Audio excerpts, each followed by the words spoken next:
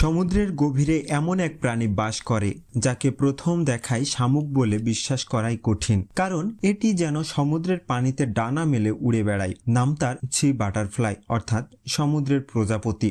আসলে এটি এক ক্ষুদ্র সামুদ্রিক শামুক, আকারে মাত্র প্রায় 1 সেন্টিমিটার, স্বচ্ছ, অত্যন্ত ভঙ্গুর খোলস নিয়ে সারা পৃথিবীর মহাসাগরে ভেসে বেড়ায়। কিন্তু এর সবচেয়ে আশ্চর্য বিষয় হলো শামুকের যে পা সাধারণত হামাগুড়ি দেওয়ার কাজে ব্যবহৃত হয়, সেটি বিবর্তিত হয়ে তৈরি হয়েছে দুটি ডানার মতো অঙ্গে। আর সেই ডানা ঝাপটিয়ে সি বাটারফ্লাই যখন পানির মধ্যে ভেসে চলে, মনে হয় সমুদ্রের নীল অন্ধকারে কোনো এক অদৃশ্য প্রজাপতি উড়ে বেড়াচ্ছে। কিন্তু খাবার সংগ্রহের কৌশল আরো অদ্ভুত। প্রথমে এরা শরীর থেকে ছড়িয়ে দেয় এক বিশাল কিউমাসের জাল, যার ব্যাস প্রায় 5 সেন্টিমিটার। ক্ষুদ্র প্লাঙ্কটন সেই জালে আটকে গেলে সি বাটারফ্লাই ধীরে ধীরে পুরো জালটি গিলে ফেলে। দিনে প্লাঙ্কটনের সঙ্গে তারা চলে যায় গভীর পানিতে, আর রাত নামলে আবার উঠে আসে সমুদ্রের উপরিভাগে। কখনো হাজার হাজার সি বাটারফ্লাই একসঙ্গে বিশাল ঝাঁক তৈরি করে, যা হয়ে ওঠে মাছ, পাখি, এমনকি তিমিরও খাবার।